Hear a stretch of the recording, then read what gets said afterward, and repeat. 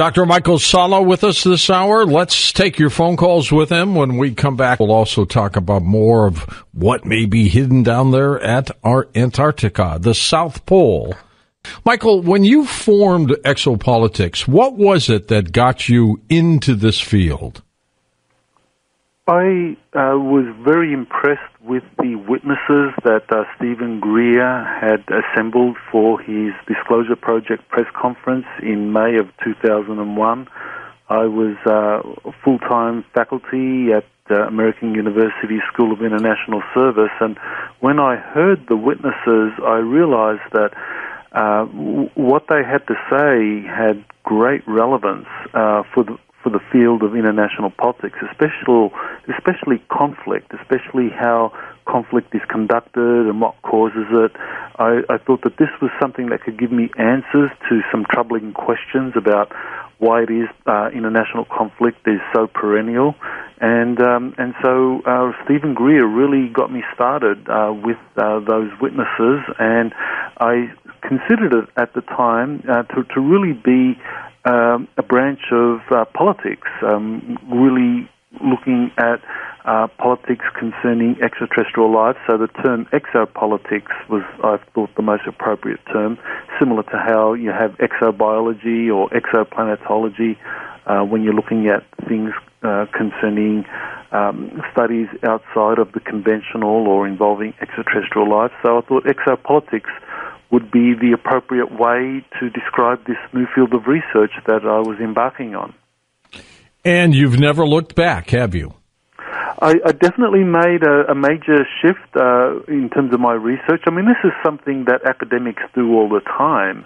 Unfortunately for me, I shifted my academic expertise from a field that was recognized. International peace and conflict resolution was a recognized field of international politics, to something that isn't recognized at all by any university department. So it essentially meant I was unemployable. I mean, I'd gone from an assistant professor where I had a salary and was on the verge of getting a tenure track appointment at some other university, to now being unemployable. But I really felt that this was real, that I couldn't turn my back on it, and so I've been doing it ever since 2001. I think you were on the air with me that night, Michael, and we were talking about your tenure at the university level, and you felt that your belief system was going to catch up with you. Remember that night? That's right, yes. I mean, when I received notification that my position was being cancelled or that I wasn't going to be renewed, I actually received letters from my university superiors, and I appealed the decision, and so I got more letters basically saying pretty much the same thing, that my new field of research was something that they felt was not appropriate in the university. And yes, you did interview me, and I remember you got many of the listeners to actually approach the university on my behalf, which was very grateful to you and the listeners for kind of making that effort. Yes, we sure tried. Let's talk a little bit more about the South Pole before we go back to calls. And is it possible there's also an under ice city down there? I think that there is excellent prospects for a huge city under the ice near Lake Vostok. Basically, it was found around in the kind of late 90s. It was confirmed that there was a huge lake, bigger than Lake Ontario, kind of 2 miles under the ice, just directly adjacent to the Russian Vostok station, which is pretty much where the magnetic South Pole is or was located.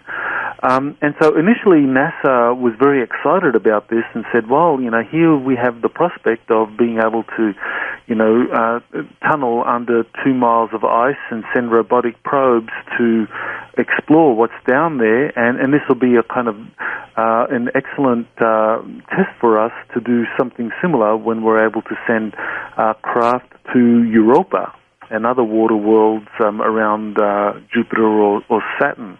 So NASA was very excited by this, but then in 2001, there was aerial reconnaissance using radar penetrating technologies to peer under the ice, and they found this huge magnetic anomaly at the one corner of Lake Vostok, about the size of a city, about 50 miles across or in length.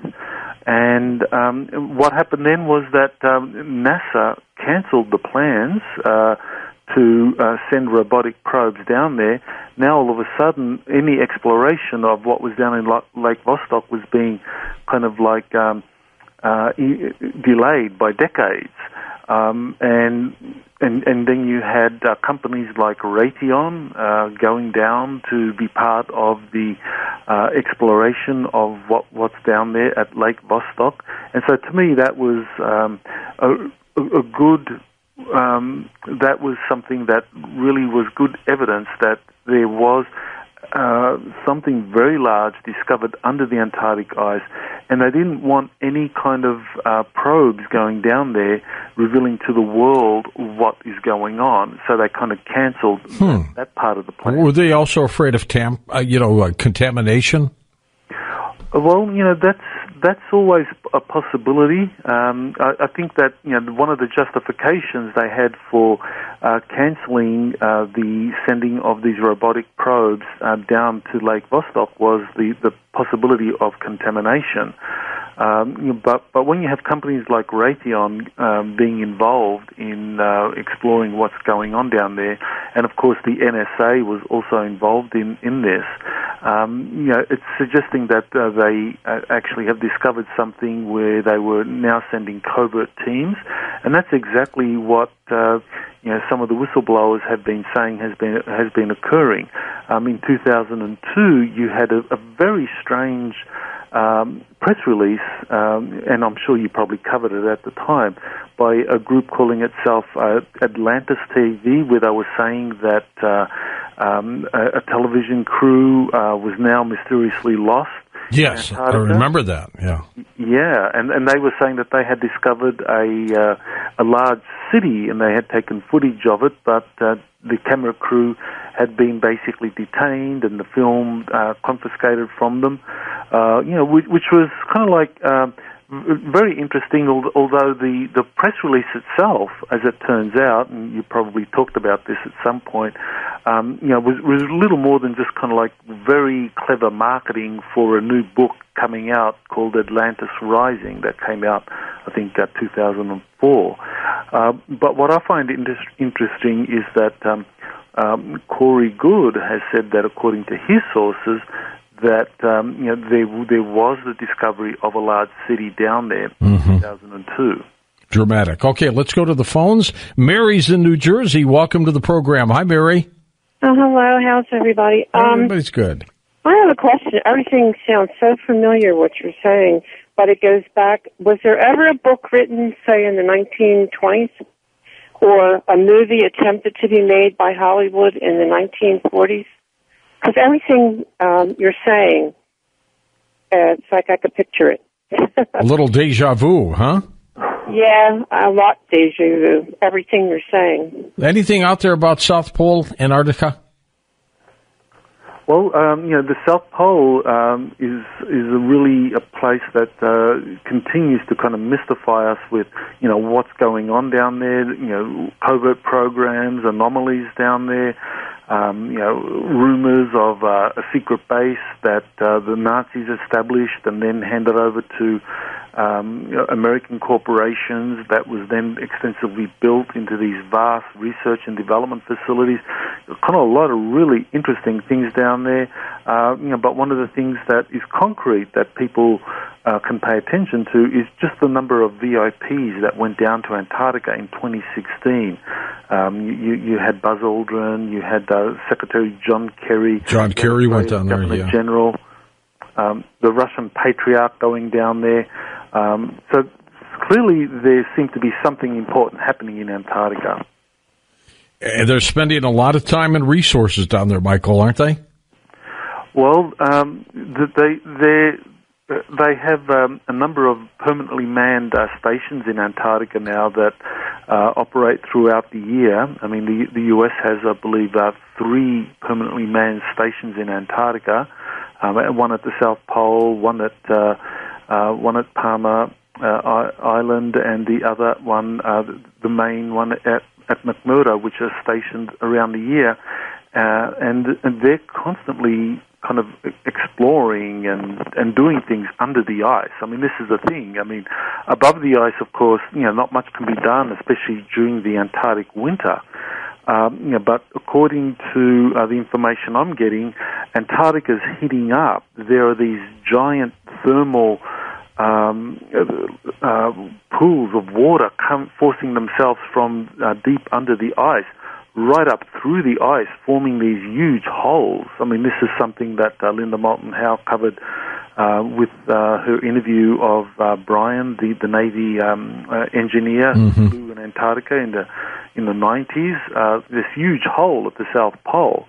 Well, according to recent studies, they've now found that I think it was an additional 90 volcanoes in Antarctica, making it the most volcanically active region on the planet. So, you can imagine, George, the consequences of this volcanic activity suddenly increasing and melting the ice from underneath, forming huge caverns there and huge kind of thermal holes going all the way to the surface. And then you have American teams and Russian teams and French and the others kind of, discovering these holes and sending teams down there to discover what's down under the ice. Next up, we go to Richard in Redding, California, west of the Rockies. Hi, Richard. Thank you for calling. Yeah, hi. Hey, I belong to PAX International, too. We're the people that are getting hurt and burnt in that. I have in my home a lot of clicks and sounds, and I have one image that shows up every day. It looks like an ET, like a gray. I've got noise. The noises are recorded on DVD, but I'm thorough believer in this ET business and the PAX International that some of us are getting burnt, microwaved, etc. They burnt my feet in 5 minutes. Where the VA's got to make me shoes now so I can walk outside. Ouch. I can't walk outside barefooted, but. I'm hunting for some. Oh, you're the only one.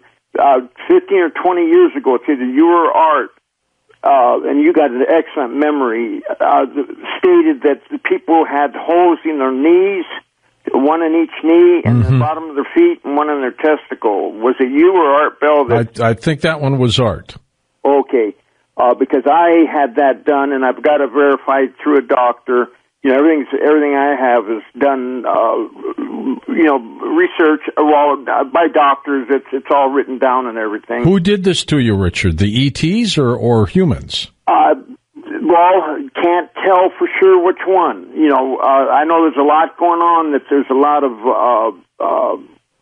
stuff that's been made technology-wise or traded. We can get it in the patent office, certain electronic things that, can read people's minds, can do this. The V2K that, our ex-governor, Jesse Ventura, I match him 100% in that burning in the feet and the testicle area. All right, well, let's find out from you, Michael. What do we know to date about the alien abduction situation? Is it continuing? We don't hear as many stories as we used to.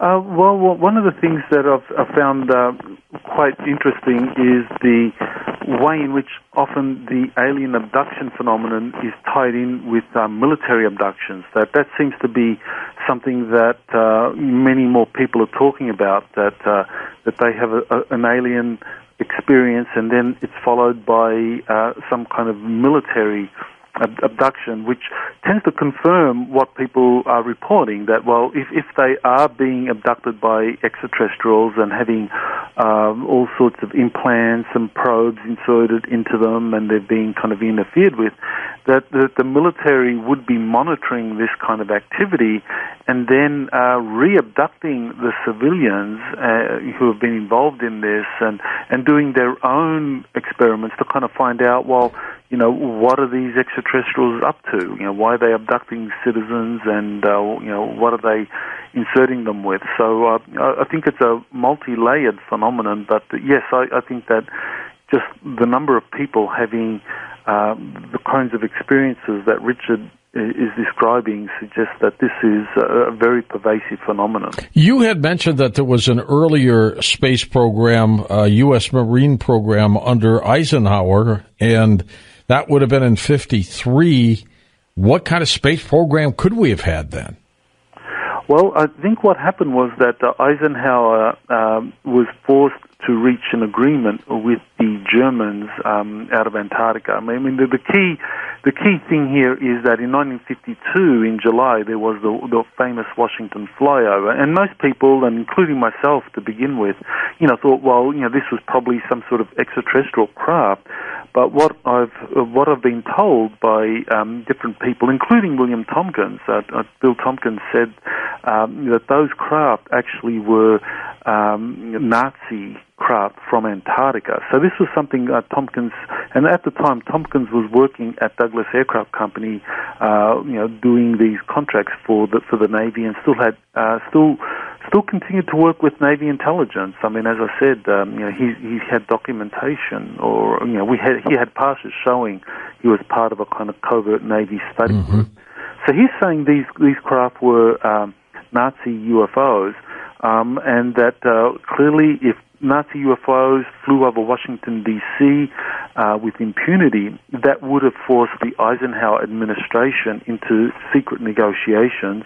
And so a consequence of those negotiations was that agreements were reached, and I believe that the agreement was reached in the famous 1955 Holloman Air Force Base meeting, where Eisenhower was seen to actually go into a flying saucer that had landed at Holloman. I believe that was actually when the agreement was kind of finalized. And what happened was that Eisenhower, because he saw where this was going, created a special branch of the U.S. Marine Corps that would be part of the space program that would be developed, and that the goal of that Marine Corps unit would be not only to be kind of like Space Marines, but also to be a kind of constitutional safeguard against space programs ever getting out of control, because the Navy, as you well know, George, I know because you're a Navy guy. Yep. They see themselves as the ultimate protectors of the Republic, of the American Republic, and right now, I think that the Navy fully agree with your previous guest that the greatest threat facing the American Republic is this kind of unrestrained global corporatist empire, and I would just kind of add that it is connected very much at the hip with this kind of German-run space program out of Antarctica. And how many people are following those kinds of stories, Michael? Not a lot, right? When you say how many are following, you mean like the general public kind of? Yeah, I bet not a lot know about this.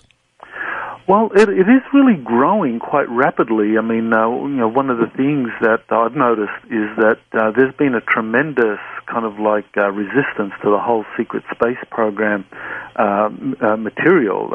At the MUFON conference in July, it was very controversial. There were a lot of people that really felt that the people that were there presenting on secret space programs, in particular Andy Basiago, William Tompkins, Corey Good, that they simply shouldn't have been there because they didn't have kind of hard evidence. Well, in the case of William Tompkins, I mean, that was just clearly wrong. Michael, we're going to come back and take final calls in just a moment. And welcome back, our final segment with Dr. Michael Salla as we talk about exopolitics. We've been talking about the life of the late William Tompkins, who was a expert on secret space programs by the Navy. And Did he say anything specifically about the ETs, Michael? I know, he talked a lot about the Navy space program, but what about the ETs? Oh, yes, he did talk quite a bit about different extraterrestrial groups. I mean, there were two groups that he talked the most about. One, as I mentioned earlier, was a human-looking group that had infiltrated the Douglas Aircraft Company and had helped the Douglas engineers and designers like him come up with plans for future space battle groups that the Navy would build. He also talked about another group, and this one is the more controversial one, which is he was saying that there were these reptilian groups that had reached agreements with Nazi Germany, and that they were the ones that actually helped the Germans relocate to Antarctica, and that they were basically helping the Germans build their own space program because they wanted the Germans to really recruit the Germans as a kind of mercenary force in space. I mean, quite incredible. I mean, kind of very similar to the kind of Star Wars plot where you had these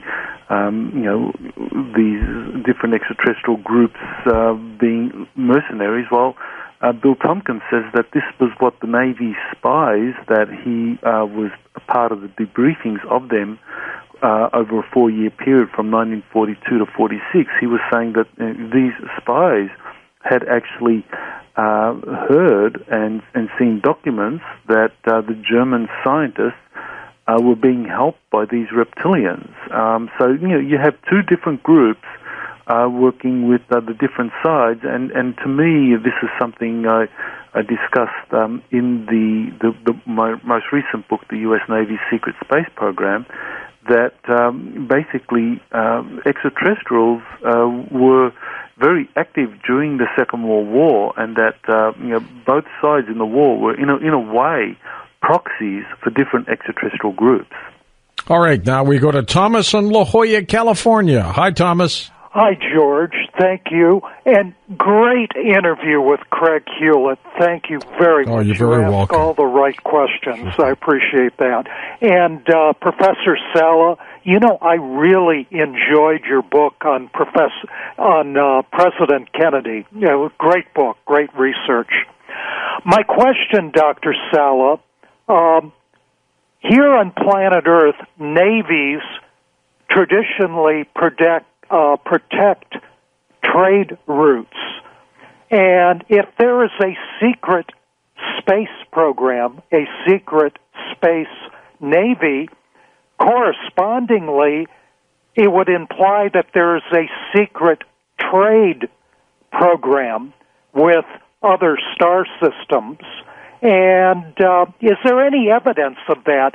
I mean, it would imply that there's a movement of materials, resources, even human trafficking with a trade program with other star systems, a secret trade program that corresponds with the secret space program. That's my question. That's a very good question, Thomas.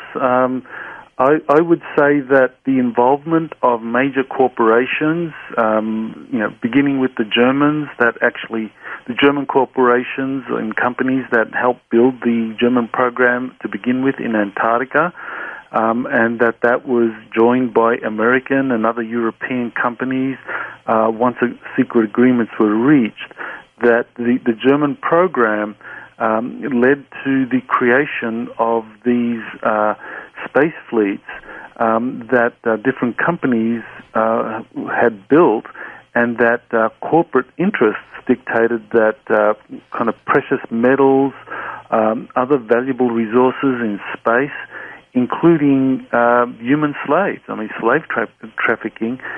These were all things that were tradable in space with different extraterrestrial groups. And I think that this is something that really is a very important issue to tackle.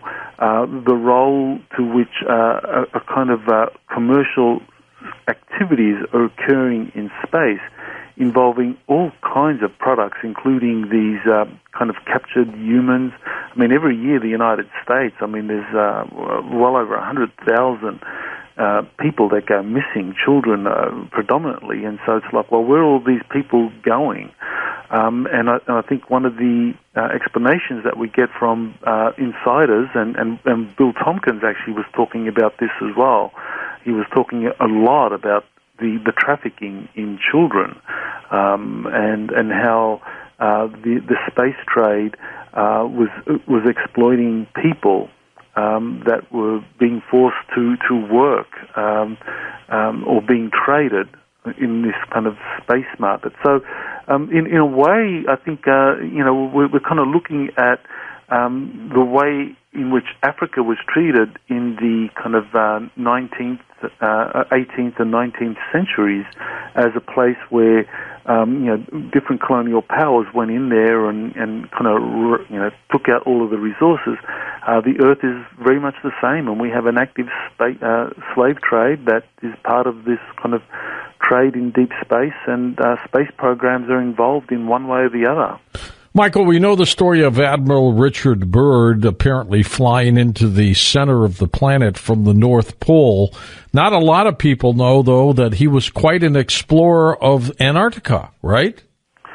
Well, that's right. I mean, he personally led 4 missions to Antarctica, as I recall.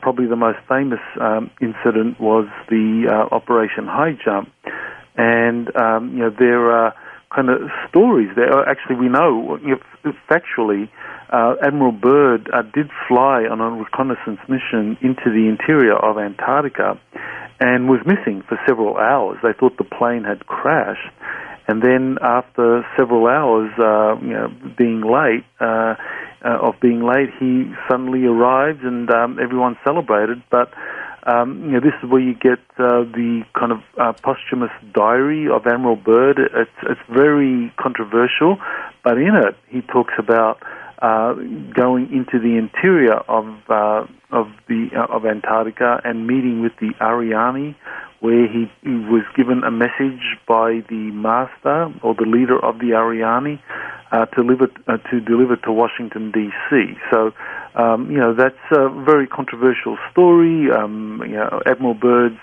diary is still contested, but we do know that Admiral Byrd did go missing. That's been confirmed for at least 2 hours while traveling in Antarctica. So it's quite possible that he had this kind of encounter that the alleged diary discusses. East of the Rockies, Patricia's with us at Nashville, Tennessee. Hi, Patricia. Oh, hello there. I'm so glad to get on. Perfect. I've got a question to ask. Me and some friends of mine are we're perplexed, and and we want to see what your guest is saying. We want to see what kind of comment you will make, George. There was 3 very healthy young adults. They were 17 years old, but they were very balanced. They were very healthy. They went out into the desert. They saw lights, and they would go back looking for those lights, okay? And then they wanted to film the lights. They wanted to show the lights, okay? And then they never came back. They disappeared. They've never found them since, have they?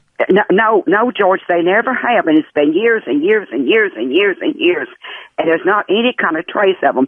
They put their pictures all over towns and areas all around, and they had search parties that went out for days and searched all long radiuses of that area, and not a trace of them, not a piece of clothing, nothing was ever found of them, and they were very healthy adults.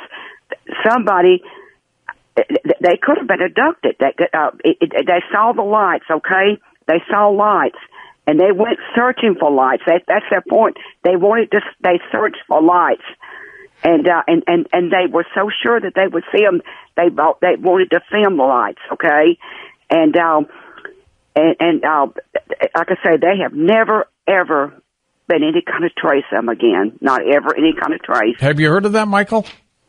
Well, yes, this is one of the things that William Tompkins and others have discussed, just the number of people that are disappearing, that this is directly related to this secret space program, these multiple secret space programs, and that there is a kind of illicit slave trade where people are being taken up to be used as forced labor, either for these corporations that have operations in the Mars or the kind of outer planets on the moons of Jupiter and so forth. Yeah, and the thing I want to point out here, George, is that all of this kind of like goes back again and again to the alleged German program out of Antarctica. But what's factual here is that Germany did actually plan in a post-war environment to perpetuate slave labor. So if the Germans, and I believe they did, create a space program out of Antarctica, it's certain that the slave labor policies that they used during the Second World War continue to be used today in any program affiliated with what the Germans created out of Antarctica. Nick is with us in Baltimore, Maryland now, first-time caller. Hi, Nick. Good morning. Morning, guys. How you doing? Good, Nick. Thank you. I have a question for Dr. Sala. All right. First of all, I read both your books regarding the secret space program. It was really well done. But my question is about Corey Goody, or James Goody, as I found out his name was. But Corey. How come he refuses to take any kind of polygraph or any kind of like age regression, or not age regression, but regression therapy? And I just wonder. All right. And Corey's been on the program before. I know him. He's also been on Beyond Belief with us. Has his own show with David Wilcock at Gaia, by the way. But a lot of people just don't want to take lie detector tests, Michael. Why? Well, I think if you look at the history of it, people who do take lie detector tests, even a positive result can be disputed. Travis Walton, for example. He passed it. Travis passed it, right? Yes, he passed lie detector tests, but it didn't make a difference. I mean, the critics still basically said that he was making it up, or that the witnesses that saw the craft also were lying. And, I think a lie detector test is something that people who take it, maybe they feel that, it might not really make a difference, or in some cases people think it could help them. But in the case of Corey Good, he's just made a decision that, he doesn't want to take it. And maybe I think this is just part of the problem, which is that he doesn't have hard evidence to offer. All he has is his word, and he feels that that should be enough for people that want to learn the truth, and that he's trying to encourage others to come forward, and for other people to share what they know, and certainly that happened in the case of William Tompkins, and there is another witness, another highly credentialed military officer who that actually have been interviewing, and he's on the verge of coming forward, and so I think he's going to have quite an impact once he goes public. But again, I think this is one of the things that witnesses, insiders like Corey Good, it's their personal preference to just try and encourage others to come forward rather than taking polygraph tests, which may or may not help them kind of impress others about the reality of these secret space programs. Doug in Topeka, Kansas. Let's squeeze you in here, Douglas. Go ahead. Oh, yeah, I'm still here. I've been listening to your guests tonight. Thank you. And I just was thinking over everything as I was listening to the earlier part of his interview and the previous interview. And I was just kind of wondering with how science fiction community entertainment has been showing all these different alien things and so forth like that. You guys already mentioned the Star Wars Empire stuff, but I've noticed like with X-Files and the various Star Trek spinoffs and even Stargate, and my own personal experience gaming in a game called Traveler, it seems like it's all setting us up for some sort of disclosure soon. Good observation. Sometimes we've wondered if Hollywood has been giving earlier messages in order to kind of grease the skids, so to speak, Michael. Well, that's right. Yes, I think soft disclosure is what we are seeing through Hollywood. People are being subconsciously prepared for the truth, so that when it is revealed, society isn't going to collapse. Because the worst thing that could happen is some kind of catastrophic disclosure event, like mile-long spacecraft appearing over New York City, and people not being prepared. If it did happen tomorrow, then you wouldn't have society melting down, because most people would say, "Oh yeah, I believe that," because they've been prepared for that kind of eventuality, watching movies like the Captain America, the Winter Soldier, that where you have these giant spacecraft belonging to a secret space program. Or there are many movies that I think have prepared people for the truth. I think you're right. And Michael, thank you for being on the program.